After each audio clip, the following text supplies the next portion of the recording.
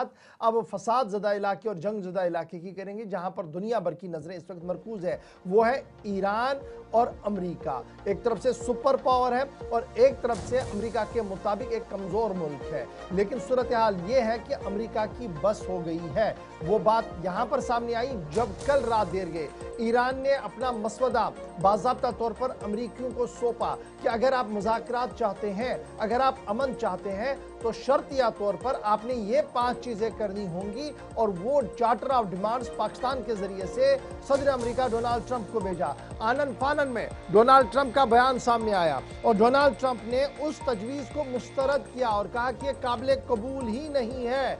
US Iran tension मजीद बढ़ता हुआ नजर आ रहा है क्योंकि सदर अमेरिका ने आनन फानन में इसको मुस्तरद कर दिया है और साफ कर दिया है कि डिले टैक्टिक्स के तहत 47 सालों से ईरान यही करता आ रहा है। लेकिन वक्त आ गया है जब अब मुकम्मल तौर पर फैसला होना चाहिए। उन्होंने ये साफ कर दिया कि पाकिस्तान के वजीर आजम को बाज़ाब्ता तौर पर प्रपोजल मिला है। वो प्रपोजल बाद में अमेरिका को भेजा गया है। ताहम इस प्रपोजल के अंदर किसी भी तरीके से कोई भी चीज़ ऐसी नहीं है जिस पर गौर किया जा सकता है, देखा जा सकता है, आगे बढ़ा जा सकता है। तेहरान ने साफ कर दिया कि वो दबाव के तहत अपने सरों को नहीं झुकाएंगे, बल्कि मुल्क की सलामती हिफाजत के लिए जो जरूरी है उसको करते रहेंगे। सदर अमेरिका डोनाल्ड ट्रंप ने साफ कर दिया कि बराक ओबामा, याद रखिएगा कहां पर गेम अब चल रही है, बराक ओबामा का नाम इस ट्वीट में आया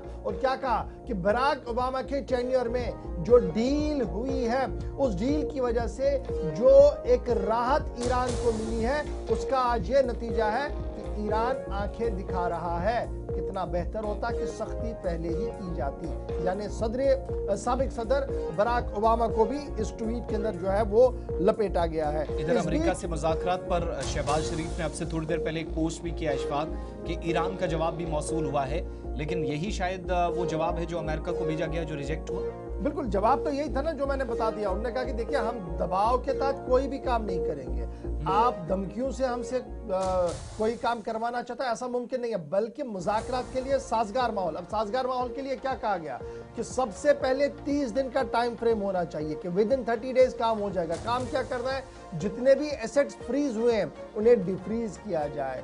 अबनाए हरमुज पर मुकम्मल कंट्रोल वापस ईरान होगा, जिस तरीके से अभी और किसी तरीके का कोई शिप, कोई फौजी बेड़िया आसपास दिखाई नहीं देगा। तीसरी बड़ी बात कि न्यूक्लियर पर हम कोई गुफ्तगू नहीं करेंगे, न्यूक्लियर के मामले पर कोई बहस नहीं होगी तब तक जब तक मुकम्मल तौर पर अमन ना नाफिज हो। यानी कुल मिलाकर ये साफ कर दिया कि हम सीज फायर नहीं चाहते हैं जी, हम मुकम्मल तौर पर इस जंग का खात्मा चाहते हैं। लेकिन शायद सदर अमेरिका डोनाल्ड ट्रंप अभी कुछ और करना चाहते हैं और यही वजह कि with in a friction of seconds जो ही उन तक ये मसवदा पहुंचा, वहां से पहले 3 लाइन का ट्वीट आया और उसके बाद उनका एक डिटेल स्टेटमेंट आया जिसमें बराक हुसैन ओबामा से लेकर मौजूदा सूरत हाल का जिक्र किया गया और सदर अमेरिका के बयान के मुताबिक वो मुस्तरद कर रहे हैं ईरान के इस तजवीज़ और यहाँ को तक जो कि उनकी तरफ से पाकिस्तान जो कंफर्म कर रहा है इशफाक कि ईरान यूरेनियम एनरिचमेंट रोकने के लिए तैयार हो गया है, लेकिन पाबंदियां उस पर लगे ये मानने के लिए तैयार नहीं है। दरअसल यही वो फ्लैश पॉइंट है जहां से मुसीबत बढ़ सकती है।